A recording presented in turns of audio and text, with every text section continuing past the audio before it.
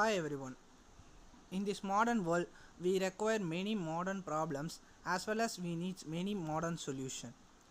So, in this event, I will provide you a disaster problems and preventions. The event name is Drop. Disaster runs out of a problem. The event organizers are Wise Youth Nitish Kumar and Wise Youth Narendran. இந்த event full and full of இங்கிலீஷில் போகாது, தமிழ்லேயும் கொஞ்சம் வரும். And நான் இதை பதிவு பண்ணிக்கிறேன். ஃபர்ஸ்ட் ஆஃப் ஆல் டிசாஸ்டர்னால் என்ன அதை முதல்ல பார்ப்போம். டிசாஸ்டர்னால் என்னென்னு பார்க்குறதுக்கு முன்னாடி டிசாஸ்டர்ஸ் நவடேஸில் 3 டைப்ஸ் இருக்குது. First type natural disasters, second manmade disaster, third unknown disasters. Now what is a disaster? டிசாஸ்டருங்கிறது ஒரு long damage taken by a natural or a man-made or an unknown way of event. Disaster is a serious disruption occurring over a long or a short or a long period. Like டிசாஸ்டருங்கிறது பார்த்திங்கன்னா ஒரு ஷார்ட்டாகவும் இல்லைன்னா ஒரு long பீரியடுக்கும் ஒரு காசு human மேலே கொடுக்கும். அப்படி கொடுக்குற காசு பார்த்திங்கன்னா நமக்கு எக்கனாமிக்கலாகவும் என்விரான்மெண்டலாகவும் அண்ட் நிறைய so much of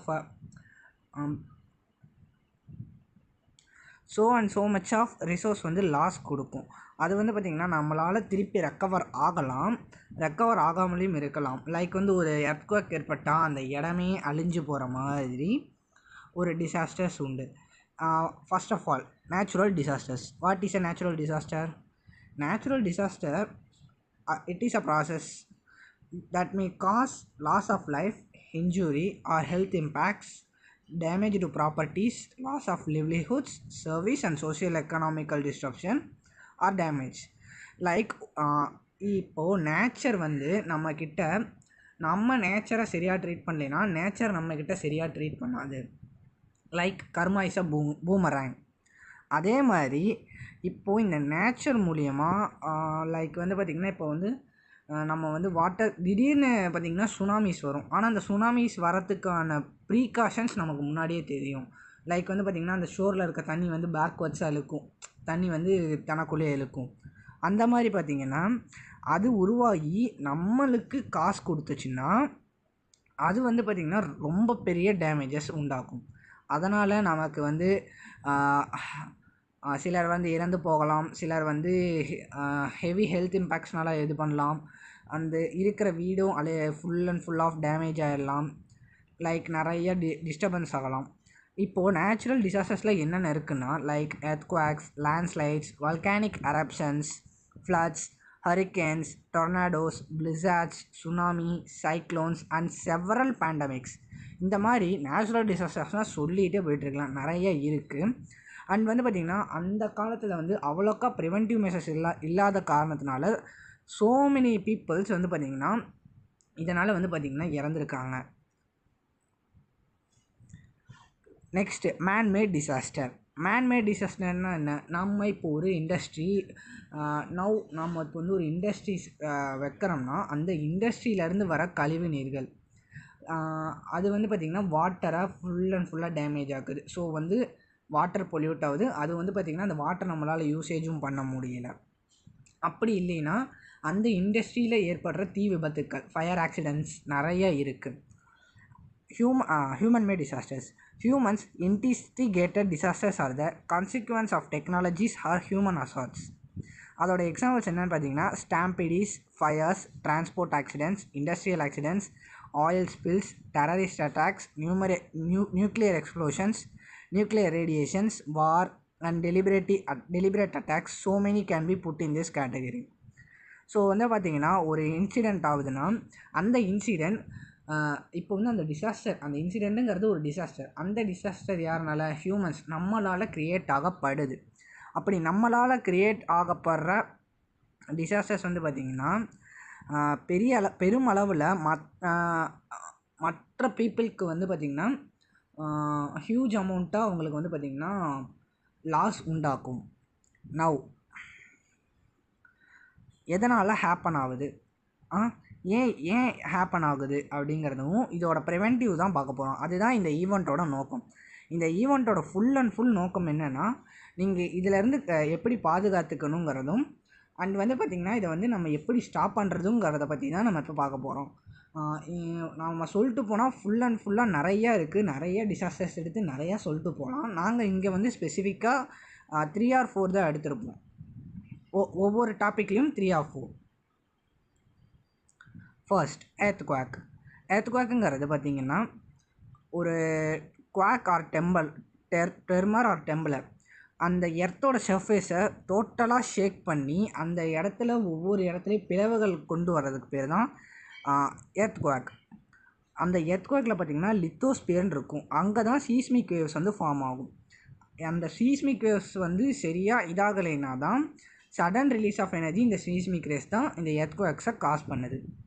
இந்த எர்த்குவாக் காஸ் வந்து பார்த்திங்கன்னா ரொம்ப பெருசாகவும் ஸோ வீக். இப்போ அந்த என்டையர் சிட்டிலையுமே அந்த எர்த்குவாக்குங்கிறது பார்த்திங்கன்னா டிஸ்ட்ரக்ஷனை ரொம்ப அதிகமாக்கும். லைக்வைஸ் எர்த்குவாக்குங்கிறது ஒரு சின்ன ரேஞ்சிலையும் இதாகலாம், பெரிய ரேஞ்சிலையும். சம்டைம்ஸ் பார்த்திங்கன்னா இப்போல்லாம் 7.5 7.2 ரிக்டர்ஸில் ஜப்பானில் அடிக்கடி நிலநடுக்கம் உருவாகுதும்பாங்க. அது ஏங்கிற காரணம் அது ஒரு ஐலேண்ட், சுற்றி வாட்டர் இருக்குது, அதுவும் ஒன் ஆஃப் த ரீசன் தான். அதுவும் இல்லாமல் அங்கே இருக்கிற சீஸ்மிக் வேவ்ஸ் வந்து பார்த்திங்கன்னா அங்கே வந்து ஃப்ரீக்வன்சி வந்து அடிக்கடி ஒவ்வொரு பீரியட் ஆஃப் டைமுக்கும் எக்ஸ்பீரியன்ஸ் ஆகிட்டே இருக்கிறனால அந்த ஜப்பான் ஐலேண்ட் இதில் வந்து பார்த்திங்கன்னா அடிக்கடி உருவாகுது. இதை வந்து எப்படி ப்ரிவெண்ட் பண்ணிக்கலாங்கிறது பார்த்திங்கன்னா, ஃபர்ஸ்ட் ஆஃப் ஆல் இப்போ வந்து எர்த்குவாக் நடக்கும்போது இண்டோர்ஸில் இருக்கிறீங்கன்னா உங்களை வந்து ஒரு டேபிளுக்கு அடியில் வந்து உட்காந்துட்டு கவர் பண்ணிக்கணும். இல்லைன்னா அந்த வீட்டை விட்டு வெளியே வந்துடும். ஆனால் சம்டைம்ஸ் அந்த வீட்டை விட்டு வெளியே வர்றதும் உங்களுக்கு டேஞ்சர் தான். ஏன்னா சம்டைம்ஸ் இட் மே காஸ் என்ன பிரீக் இன் திஸ் எர்த். பிரீக்னால் அந்த இடத்துல வந்து பிளவுகள் ஏற்படலாம். செகண்ட் திங், அந்த ஷேக்கிங் நிறுத்துகிற வரைக்கும் வீட்டுக்குள்ளேயே இருங்க, அதுக்கப்புறமா வெளியே வாங்க. தேர்ட் திங் வந்து பார்த்திங்கன்னா, இப்போ நீங்கள் வந்து ஒரு புக் ஷெல்ஃப் வச்சுருக்கீங்கன்னா அதுலேருந்து தள்ளிவாங்க. ஏன்னா ஷேக் ஆகும்போது அந்த புக் ஷெல்ஃப்ஸ் வந்து உங்கள் மேலே பட்டு நீங்கள் வந்து இன்ஜுரிக்கு உள்ளாகலாம். ஃபோர்த்து, விண்டோஸ் கிட்ட இருந்தும் லைட் ஃபிக்சர்ஸ் கிட்ட இருந்தும் தள்ளிவாங்க. ஏன்னா விண்டோஸ் வந்து made up of glass. So glass may break and glass particles may enter in your body, so that can cause an injuries. Next of all நம்ம என்ன பார்க்க போகிறோம்னா சுனாமிங்கிறது பார்த்திங்கன்னா ஒரு சீரியஸ் ஆஃப் வேவ்ஸ், ஒரு வாட்டர் பாடியில் ஒரு சீரியஸ் ஆஃப் வேவ்ஸ். அது எதனாலனா ஒரு லார்ஜ் வால்யூம் ஆஃப் வாட்டர் வந்து டிஸ்பிளேஸ்மெண்ட் ஆகிறதுனால. ஜென்ரலி இது எங்கே மேக்ஸிமமாக ஓஷனில் தான் சுனாமிஸ் நடக்கும். எர்த்குவாக்ஸும் volcanic eruptions and other underwater explosions அது என்னென்னு மென்ஷன் பண்ணிக்கணும்னா landslides, glacier calvings, meteorite impacts and other disturbances. இதெல்லாம் பார்த்திங்கன்னா அது அண்டர் வாட்டர் எக்ஸ்ப்ளோஷனுக்கான ரீசன். இதுவும் கூட சுனாமிக்கு ஒரு காரணமாக இருக்கலாம். இப்போ சுனாமி வரதுக்கான ஒன் ஆஃப் த ரீசன்ஸாக எர்த்குவாக்ஸும் வல்கானிக் எரப்ஷன்ஸும் நம்ம சொல்கிறோம். சுனாமி எதனால் இதை வந்து நமக்கு முன்னாடியே தெரியும். எப்போனா அந்த வாட்டர் பாடி வந்து ஃபஸ்ட்டு இன்டேக் ஆகிக்கும், அதுக்கப்புறமா தான் சுனாமியே க்ரியேட் ஆகும். எதனால்? அந்த கிராவிடேஷனல் சன் அண்ட் மூனோட கிராவிடேஷனல் புல்னால் சுனாமி ஜெனரேட் ஆகுது. ப்ரிவென்ஷன் இப்போ எப்படி ப்ரிவென்ட் பண்ணிக்கலாம்? ஃபர்ஸ்ட் ஆஃப் ஆல் எர்த்குவாக்லேருந்து ப்ரொடெக்ட் பண்ணிக்கணும். சுனாமி வார்னிங்கில் இருந்தோம்னா ஃபஸ்ட்டு நம்ம போன இதுக்கு சொன்ன மாதிரி எர்த்குவாக்லேருந்து ஃபஸ்ட்டு ப்ரொடெக்ட் பண்ணிக்கோங்க. நியர்பை வாட்டர் சர்ஃபேஸ் கிட்ட நீங்கள் இருக்கிறவங்களாக இருந்தால் அங்கே இருந்து கொஞ்சம் ஹையர் ஏரியாவுக்கு போங்க. தேர்ட் திங், சுனாமி சைன்ஸுக்கு வந்து பார்த்திங்கன்னா அலர்ட்டாக இருக்கணும். எப்போ வேணால் சுனாமி வரலாம். ஏன்னா சடன் ரைஸ், திடீர்னு ஓஷன் வாட்டர் அதிகமாகவும் இல்லைன்னா திடீர்னு கம்மியாகவும் இழுக்கிறப்ப அது வந்து ஒரு சைன் ஆஃப் சுனாமி. எமர்ஜென்சி இன்ஃபர்மேஷனுக்கும் அலர்ட்டுக்கும் எப்போவுமே ரெடியாக இருங்க. எவாக்குவேட், டூ நாட் வெயிட், எப்போவுமே வெயிட் பண்ணிடாதீங்க. சீக்கிரம் அந்த இடத்த விட்டு ஃபஸ்ட்டு நவர பாருங்கள் சுனாமிங்கிற வார்னிங் வந்தாலே. இப்போ வந்து நம்ம போட்டில் ஓஷன்ஸ்க்கு வந்து கடல் போயிருக்கீங்கன்னா, மீன் பிடிக்க போயிருக்கீங்கன்னா ஃபர்ஸ்ட் ஆஃப் ஆல் அந்த இடத்த விட்டு வெளியே வாங்க.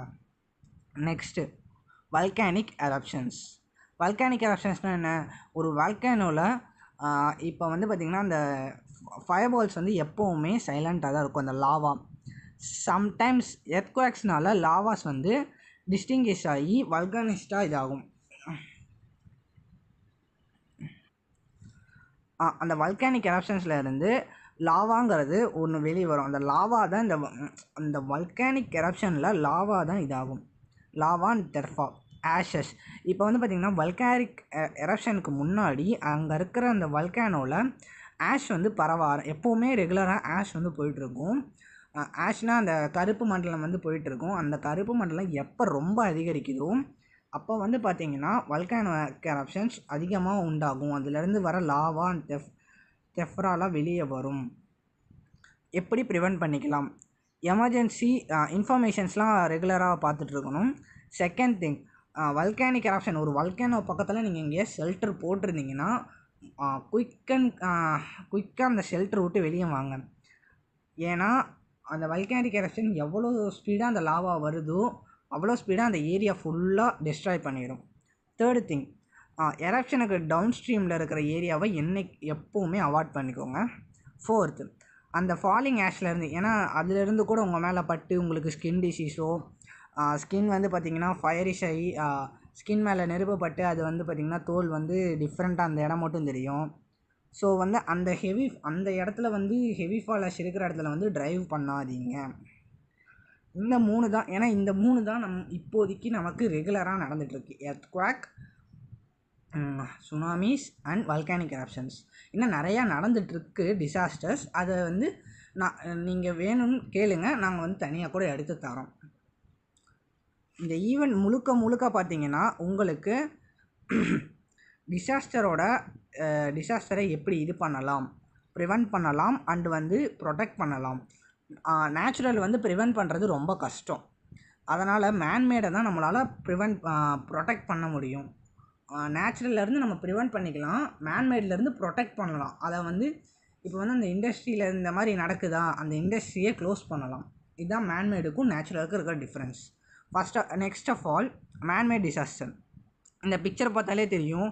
நவடேஸ் பார்த்திங்கன்னா நிறையா பேர் மரத்தெல்லாம் வெட்டிகிட்டு இருக்காங்க. எதுக்காகனா அவங்களுக்கு மணி தேவைங்கிறதுக்காக. இந்த மரத்தை வெட்டுறதுமே ஒரு டிசாஸ்டர் தான். ஏன்னா இது டிஃபாரஸ்டேஷனுக்குள்ளே போகும். அந்த மரத்தை வெட்டுறதுக்கான ரீசன் நமக்கான தேவைகளுக்கு இருக்குது. ஆனால் சிலர் வந்து பார்த்திங்கன்னா தேவைகளுக்கே இல்லாத பட்சத்தில் மரத்தை வெட்டுறாங்க. First ground water contamination. எதனால் கிரவுண்ட் வாட்டர் கண்டாமினேட் ஆகுது? இது வந்து ஒரு மேன்மேட் டிசாஸ்டர். எதனாலனா இப்போ வந்து பார்த்திங்கன்னா நவடேஸ் இண்டஸ்ட்ரீஸ் நிறையா கொண்டு வந்துட்டோம். அந்த இண்டஸ்ட்ரீஸில் இருக்கிற வேஸ்ட் மெட்டீரியல், வாட்டர் மெட்டீரியல் எல்லாம் அண்டர் வாட்டர்லேயும் இல்லையோ அங்கே இருக்கிற ரிவர் லேக்லேயோ கலக்கறனால அந்த வாட்டரும் கிரவுண்டில் போய் மிக்ஸ் ஆகிறதுனாலையும் கிரவுண்ட் வாட்டரும் கண்டாமினேட் ஆகுது. கண்டாமினேட்னால் ஃபுல் அண்ட் ஃபுல் ஆஃப் கெடுதல் ஆகுது. அதுவும் இல்லாமல் நவடேஸ்லாம் பார்த்திங்கன்னா போர்வெல் போட்டு தான் தண்ணி எடுக்கிறோம். போர்வெல் போட்டு தண்ணி எடுக்கிறனால உள்ளே இருக்கிற அந்த தண்ணீர் வந்து கெடுதுங்கிறனால நமக்கும் இது வந்து ஒரு அஃபெக்ட் தான். Sorry guys. இந்த வாட்டர் பொல்யூஷன் வந்து நேச்சுரலாக வந்து இந்த வாட்டர் பொல்யூஷன் வந்து மைனராக தான் இதாகும். ஆனால் பார்த்திங்கன்னா நம்மளால் இது வந்து பார்த்திங்கன்னா ரொம்ப ரொம்ப கண்டாமினேட் ஆகுது. ஸோ வந்து பார்த்திங்கன்னா இண்டஸ்ட்ரீஸ் இருக்கலாம், பட் வந்து பார்த்திங்கன்னா நிறையா இண்டஸ்ட்ரீஸ் வந்து பார்த்திங்கன்னா தேவையில்லாமல் இருக்கும். அந்த மாதிரி இண்டஸ்ட்ரீஸ் வந்து பார்த்திங்கன்னா நம்ம வந்து பேன் பண்ணுறது பெஸ்ட்டு. ப்ரிவென்ஷன் எப்படி ப்ரிவென்ட் பண்ணலாம்?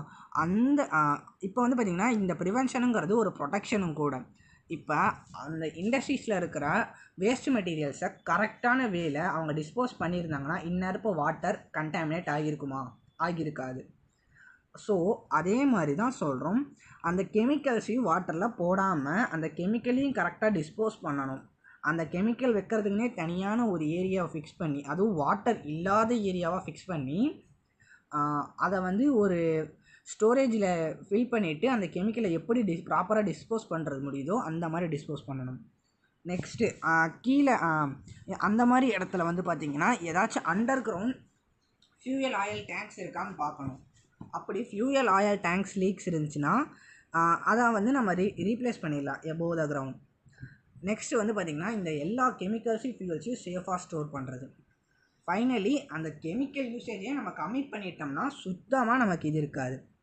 Next transportation accidents. நவடேஸ் பார்த்திங்கன்னா டிரான்ஸ்போர்ட்ஸ் நிறைய யூஸ் பண்ணுறோம். அதுவும் இல்லாமல் ஆக்சிடென்ட்ஸ் இந்தியாவிலேயே எக்கச்சக்கமாக நடக்குது. இந்த ஆக்சிடென்ட்ஸ் வந்து பார்த்திங்கன்னா எதனாலனா ரொம்ப கொல்லிஷனால் நவடேஸ் பார்த்திங்கன்னா road transport, rail transport, maritime transport and marine transport and air transports. இதில் வந்து பார்த்திங்கன்னா ரோட் டிராஃபிக் ஆக்சிடென்ட்ஸ் எதனாலனா இப்போ வந்து டிராஃபிக் ரூல்ஸ் சரியாக கடைப்பிடிக்கிறது இல்லை, பெடஸ்ட்ரெயினில் வண்டி ஓட்டுறோம், பெடஸ்ட்ரெயின் வந்து பார்க்குறதில்ல. மெரைன் ஆக்சிடென்ட்ஸ் எதனால் ஆகுதுன்னா அந்த ஷிப்பில் ஆயில் வந்து லீக்கேஜ் ஆகி அந்த ஆயில் வாட்டரே கண்டாமினேட் பண்ணுது. ரயில் ரோடு ஆக்சிடென்ட்ஸ் எதுக்குன்னா அந்த ட்ரெயின் ட்ராக் வந்து பார்த்திங்கன்னா சில இடத்துல வ்ரீக்ஸ் விழுந்திருக்கும், அந்த வ்ரீக்னால் இதாகும். ஏர் டிரான்ஸ்போர்ட் ஆக்சிடென்ட்ஸ் எதனால்னா due to the weather conditions, அந்த வெதரையே நம்ம தான் எடுத்து வச்சுருக்கோம். எதனாலன்னு பார்த்தீங்கன்னா சல்ஃபர் டை ஆக்சைடுங்களா பார்த்தீங்கன்னா சிஎஃப்சி குளோரோஃப்ளோரோ கார்பனால். இதை வந்து எப்படி ப்ரிவெண்ட் பண்ணணும்னா ஃபர்ஸ்ட் ஆஃப் ஆல் ரோடு ஆக்சிடென்ட்ஸில் எப்படி ப்ரிவெண்ட் பண்ணணும்னா டிராஃபிக்கை slowly stop, look, listen, traffic சிக்னல்ஸை கரெக்டாக அவங்க வந்து மெயின்டைன் பண்ணணும். டிராஃபிக் ரூல்ஸை வந்து பார்த்திங்கன்னா நம்ம வந்து இன்னும் கொஞ்சம் ஸ்ட்ராங்லியாக கடைப்பிடிக்கணும். ரெட் லைட் ரன்னர்ஸையும் அந்த க்ரீன் லைட் வந்துனையும் ஒரு 1 2 கவுண்ட் டு 3 க்ரீன் லைட் வந்ததுக்கப்புறமா ஒரு 3 எண்ணிட்டு அவங்க வண்டி எடுக்கலாம். நெக்ஸ்ட்டு ஒரு ஹேண்டை வந்து ஸ்டியரிங் வீலில் வச்சுருக்கணும். ஏன்னா சடனாக வந்து பார்த்திங்கன்னா கிட்ஸ் வச்சுருக்கும்போது சடனாக நம்ம வந்து அந்த ஸ்டியரிங் வீலில் அது ஆக்சலரேஷன் இன்க்ரீஸ் பண்ணும் பொழுது திடீர்னு தெரியாமல் கிட்ஸ் வந்து பார்த்திங்கன்னா ஸ்டியரிங்கை திருப்பி விடலாம். ஸோ வந்து பார்த்திங்கன்னா ஸ்டியரிங் வந்து எப்போவுமே நீங்கள் கரெக்டாக வச்சுக்கோங்க. இன்ஜின் மெயின்டெனன்ஸும் கரெக்டாக இருக்கணும். இப்போ இன்ஜின் கீழ் ஏதாச்சும் இதாச்சுன்னா இன்ஜின் ஃபயர் பிடிக்கலாம். ஸோ அங்கே இருக்கிற சரௌண்டிங்ஸில் இருக்கிற எல்லா கார்ஸுமே கூட பிளாஸ்ட் ஆகலாம். தென் ஃப்ரண்ட் அண்ட் பேக் வந்து பார்த்திங்கன்னா எப்போவுமே ஒரு கண்ணு வச்சுக்கோங்க. ஸோ வந்து ரோடு ஆக்சிடென்ட்டை தடுக்கலாம். நெக்ஸ்ட்டு மேன்மேட் டீஃபாரஸ்டேஷனுங்கிறது வந்து பார்த்திங்கன்னா எதனால் ஆகுதுன்னா நம்மளோட தேவைக்காக தான் டீஃபாரஸ்டேஷன் பண்ணுறோம்.